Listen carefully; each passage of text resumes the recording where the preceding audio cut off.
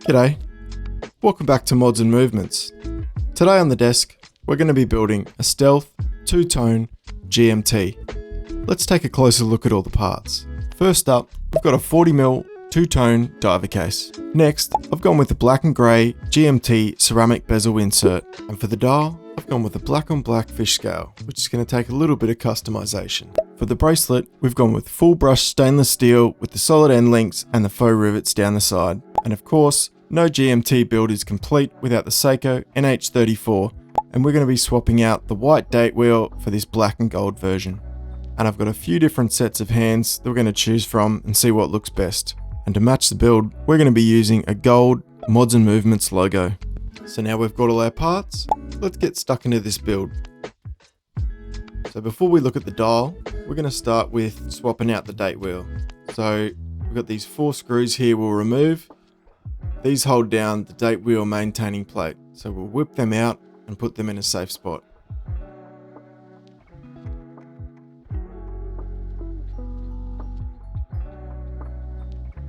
Then we can carefully remove the date wheel maintaining plate, holding down the date jumper plate and the hour wheels below.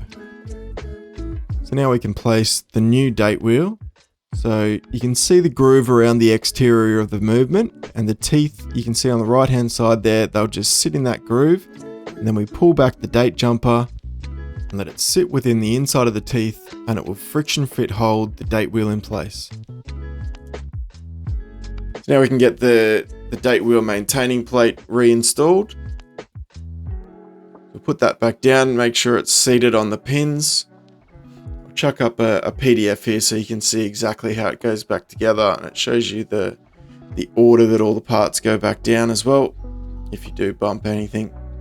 So once we've got the date wheel maintaining plate back on and screwed in, we just check and make sure you can see the GMT wheel moving back and forwards there between the date jumper and the GMT wheel. So check those functions, and now we'll chuck the dial on. So this dial that I've got, it's actually designed for an NH34 or an NH36, so that means that the hole in the center is actually smaller than an NH34 dial. So I've got these small files, this one's a round one, so I just ream out the center of that slowly so that we don't take off any of the paint on the dial, and open up that hole until it's big enough, and then obviously clean it all up before putting it on the movement. The NH34 also comes with this curved dial washer, which needs to go on before the dial goes on, and that goes curved side up.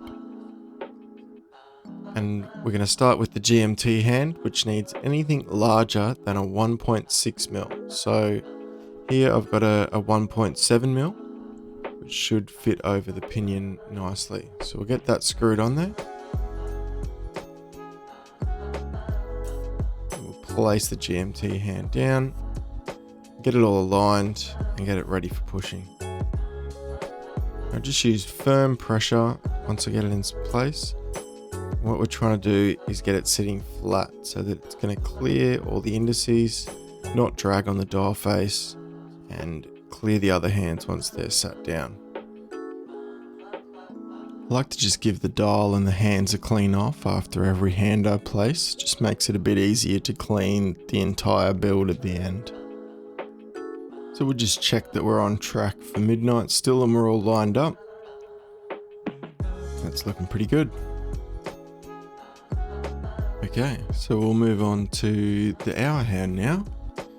So we're going to need anything above a 1mm presser. So I'm going to give the 1mm a crack. We'll just carefully place the hour hand down. We'll line it up, push it down again. Nice, firm pressure, but not too firm. And once the hand's set, we're just going to check and make sure that we're not sitting down too close to that GMT hand, and also that we're not sitting back. And we're going to go around again and make sure everything's still aligned with midnight. And that's all looking really good there, so we'll move on to the minutes hand now. we want to have anything above a 0.5mm for the hand pusher. So I've got a 0.6, which should fit nicely. So we'll get that screwed on, grab the minute hand with a bit of Rodico, and again, line it all up with midnight. Get that pressed down, and just get some close-ups of the movement there so you can see the alignment, and all the hands are clearing each other when they go around. And again, back around to midnight, and we're a couple minutes after, which is not too bad. We want to be plus or minus 5 minutes is not too bad on the Seiko, so that's all looking pretty good. And these hand pushers are definitely worth the investment, so I'll chuck the link for those down in the description as always. We'll get the second hand pushed on here. I've just got a flat pusher. Again, bit of Rodico, line it all up, get my eye down level with the movement. After a few builds of struggling with the second hand, somehow now the second hand is probably my favorite and easiest hand to place. Super satisfying, and once you get it on there and you can push the crown in, you get to see everything moving and working, and it starts to really look like a finished watch. Check all the functions again.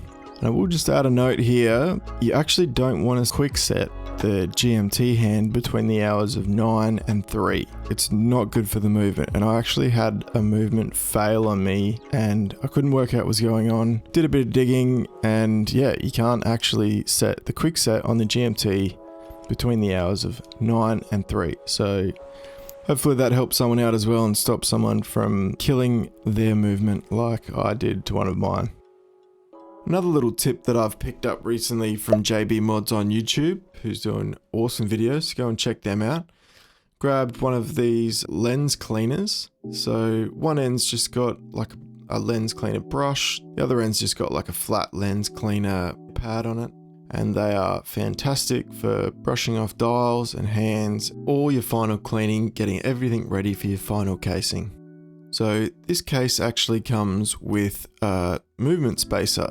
This needs to go on the crystal side of the case to space off the dial and the hands, give it that little bit of extra room, because without this movement spacer, the second hand will actually foul on the crystal. So this needs to go in at this point. Now that everything's clean, we've got the movement spacer in there, we'll get this cased up, we'll get the crown stem in, measured up, and we'll get the crown stem cut to length so we can finish off this build. I've just cut the crown stem to length off camera, so I basically just measured from the backside of the threads on the crown tube to the backside of the crown. Cut that to length, double check that it's correct, and then we'll Loctite that thread in place so that it can't come off.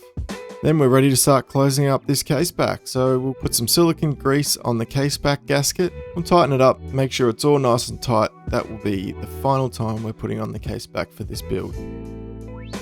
And the last piece of the puzzle for the case is of course the ceramic bezel insert. So we'll just have to remove the top side of the double-sided tape. Pull that off gently with a pair of tweezers.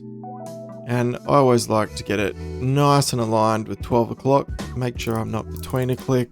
Line everything up directly with 12 o'clock. And that way I know everything's just going to be lined up exactly where I want it.